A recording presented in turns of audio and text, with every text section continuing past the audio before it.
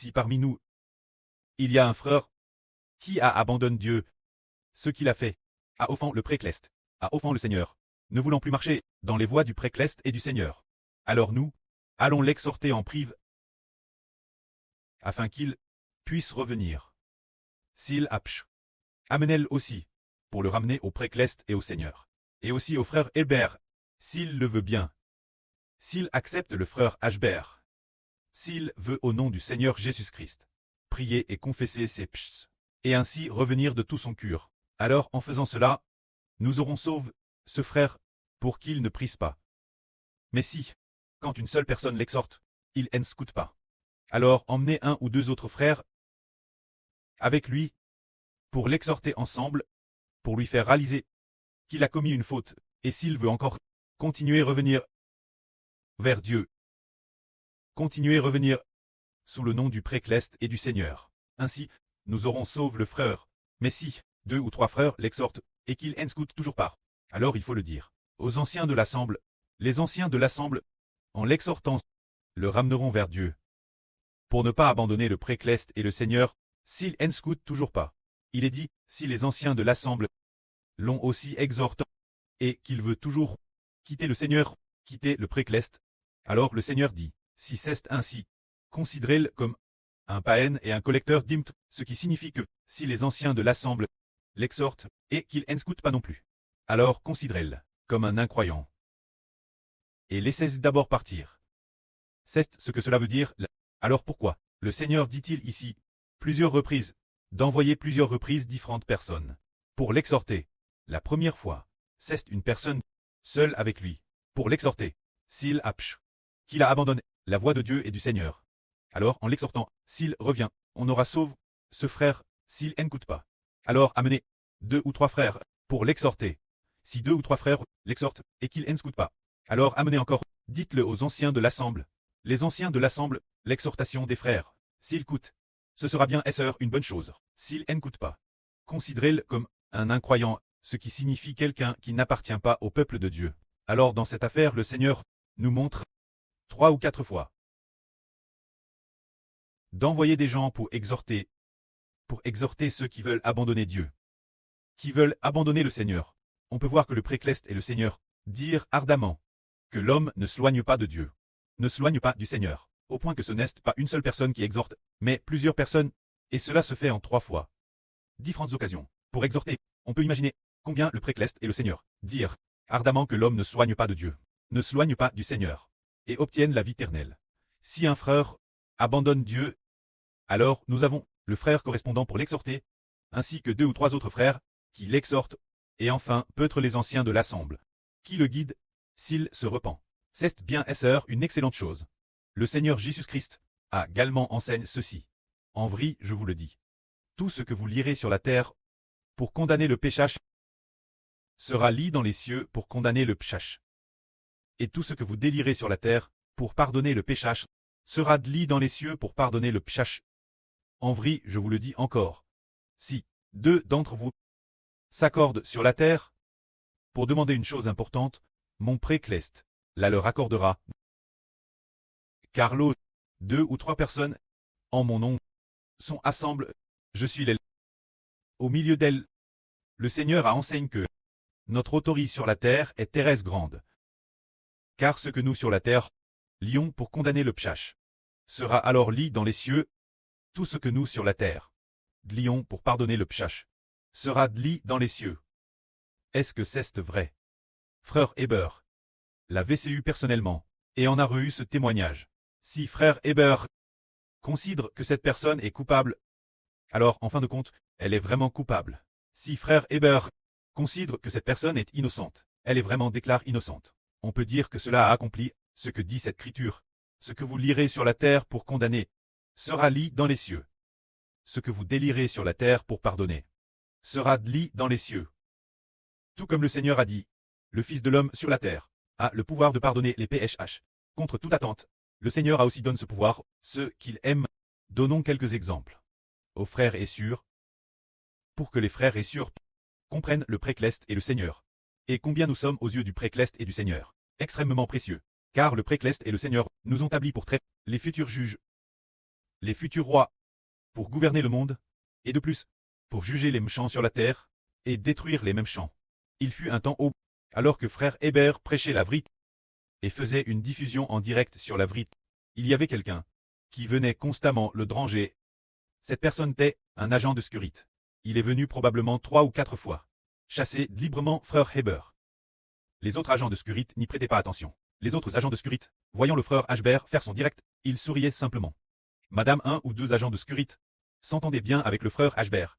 Le frère Hébert était sur leur territoire et faisait son direct, ils ne s'en souciaient pas. Ils allaient madame jusqu'à saluer le frère Hébert. Mais il y avait un agent de sécurité, dont le rang était exactement le madame que les autres. Chaque fois qu'il voyait le frère Hébert, il le chassait, ne permettant pas au frère Hébert de faire son direct cet endroit, et lui disait madame, pars du centre sportif de cet endroit.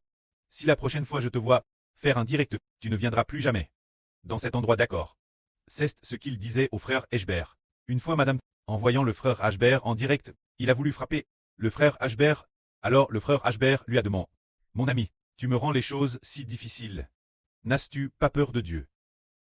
Il a juste fume, puis a serré les poings. C'était un ancien soldat. PRT frappait le frère Hébert. Il n'arrêtait pas de dire, oust, oust, oust, oust, on a, pars d'ici, pars d'ici. Il continuait sans cesse, chasser le frère Hébert. Puis une fois, le frère Hébert était dans un endroit plus discret. Pour faire son direct, l'autre est passé par l'a vue, et est revenu se tenir nouveau devant le frère Hébert, pour exiger du frère Hébert qu'il quitte cet endroit. Alors le frère Hébert s'est senti aussi un peu triste dans son cœur. Le frère Hébert a alors considéré que cet homme était en tort. Le frère Hébert a également pris devant le précleste en disant, prêt, je t'en prie, projet ton enfant. Fais en sorte que cet agent ne me dérange plus, car il m'a attaqué plusieurs reprises. Puis après 1 ou 2 jours, le prêt dans un RVE a fait voir au frère Hébert. Le frère Hébert, utilisant le support de téléphone pour les directs, pour le frapper sans cesse dans le RVE, sur la tête, jusqu'à ce qu'il ait le vertige. Une fois tourdi, après cela, le frère Hébert s'est réveillé. Puis après, le lendemain, après le lever du jour, le frère Hébert a vu cet agent de sécurité assis. Il travaillait. D'habitude, quand les agents travaillent, ils restent debout. Faire des allées et venues, parce que c'est un agent de sécurité de la place. Il devait rester debout et faire des allées et venues. Mais ce jour-là, il ne pouvait plus marcher, restant assis sur cette chaise, assis sur la chaise, regarder la foule, pour accomplir son devoir de sécurité. Et le lendemain, il a continué s'asseoir sur la chaise. Le 3e jour, il semblait continuer aussi s'asseoir sur la chaise. Le 4e jour, on ne le revit plus jamais. Mais ce garde restait toujours debout, courant de long en large, faisant les 100 pas, depuis qu'il avait comment travailler auparavant, pratiquement jamais. On ne l'avait vu assis sur une chaise. Pourquoi s'est-il assis sur la chaise? C'est parce qu'il a été frappé par le Seigneur Jésus-Christ, ce qui l'a rendu malade. Et après cela, on ne l'a plus revu. S'il est vivant ou mort, on ne le sait madame pas. Alors c'est justement accompli ce que le Seigneur a dit. Tout ce que vous sur la terre lirez et condamnerez sera lit et condamné dans les cieux. Tout ce que vous sur la terre délirez et absoudrez sera dans les cieux, délié et absous. Aux yeux du précleste et du Seigneur, nous sommes précieux. Bien que nous soyons encore dans ce monde, et que nous ne soyons pas encore assis sur le trône de gloire pour régner, bien que dans le monde, le précleste nous a aussi cette autorité de juger, accorde. Celui que nous déclarons coupable, cette personne est coupable. Celui que nous déclarons innocent, cette personne est innocente. Alors allons-nous facilement considérer quelqu'un comme coupable? Non. Si cela peut être pardonné, tout sera entièrement pardonné.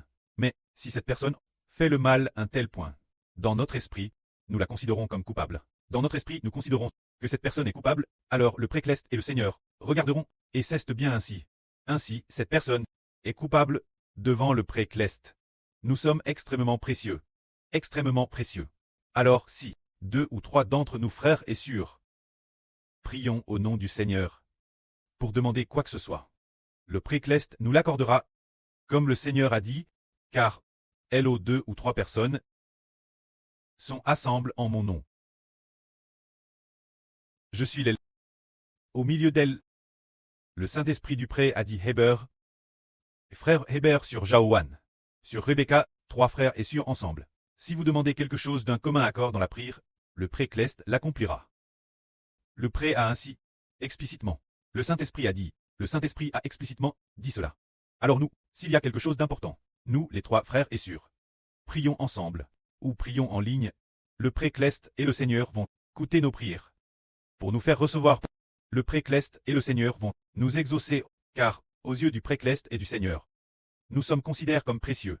Par exemple, le pré appellera sur Zaowan mon enfant, appelé sur Rebecca, comme une noble servante de Dieu. Se dire, qu'aux yeux de notre Précleste, de Jéhovah et du Seigneur, nous, c'est sûr, ses frères et sœurs, sommes considérés comme précieux. La Bible prophétise aussi pour le frère Hébert. Je suis précieux aux yeux de Jéhovah, honore et estime, et aux yeux du Précleste et du Seigneur, le frère Ashbert est aussi extrêmement précieux. Les frères et sœurs sont tout aussi précieux. Alors, si un frère ou une sœur comprend une telle vrille, et qu'ils s'aiment les uns les autres, alors le Précleste et le Seigneur se réjouiront grandement. Ce moment tel, le Seigneur est venu. Pierre est venu demander au Seigneur, « Seigneur, si mon frère pêche contre moi, combien de fois dois-je lui pardonner? Combien de fois? Jusqu'à 7 fois. » Le Seigneur a dit, « Je te le dis, non pas 7 fois, mais 77 fois. » Pourquoi demande-t-on, Pierre, de pardonner son frère, de pardonner au frère qui la offense? 70 fois 7 fois. Pour une seule raison. Parce que le frère de Pierre est un enfant de Dieu. Un enfant de Dieu et du Seigneur. Considéré comme précieux aux yeux du Précleste. C'est pourquoi notre Précleste et le Seigneur n'apprécia pas que nous ne pardonnions pas nos frères. Prenons un exemple. Par exemple, si la sœur Zaowan fait accidentellement quelque chose qui offense le frère Ashbert, et que Ashbert ne lui pardonne pas, qui refusait-il de pardonner? C'est comme ne pas pardonner au Précleste et au Seigneur. C'est parce que nos frères et sœurs, aux yeux du Précleste et du Seigneur, sont considérés comme précieux, considérés comme extrêmement précieux. Ainsi, si un frère offense un autre frère, alors nous devons lui pardonner. Car aux yeux du Précleste et du Seigneur, celui qui nous a offensé, ce frère est précieux. Le Seigneur nous demande de pardonner 70 fois 7 fois, parce que ce frère est extrêmement précieux et de grande valeur. Pardonner 70 fois 7 fois revient en fait pardonner infiniment. Tant qu'il reste un frère, un enfant croyant, un enfant de Dieu, alors aux yeux du Précleste, il est le trésor de Dieu, la prunelle des yeux de Dieu. Si nous ne pardonnons pas, par exemple, si l'une de nos frères ne pardonne pas une sœur, ou si une sœur ne pardonne pas une autre sœur, alors qui refuse-t-on de pardonner? On refuse de pardonner un enfant de Dieu, de ne pas pardonner l'enfant du Précleste. Alors le Précleste va-t-il nous apprécier si nous ne pardonnons pas ces enfants? Voyons si le Précleste et le Seigneur vont nous réprimander. Nous serons certainement réprimants. C'est pourquoi nous devons pardonner nos frères et sœurs, pardonne les enfants de Dieu et du Seigneur. Car le Précleste, aux yeux du Précleste, nous, ses enfants, sommes extrêmement précieux. C'est pourquoi il faut pardonner totalement et aimer comptement. Que la gloire soit au Précleste et au Seigneur. Amen.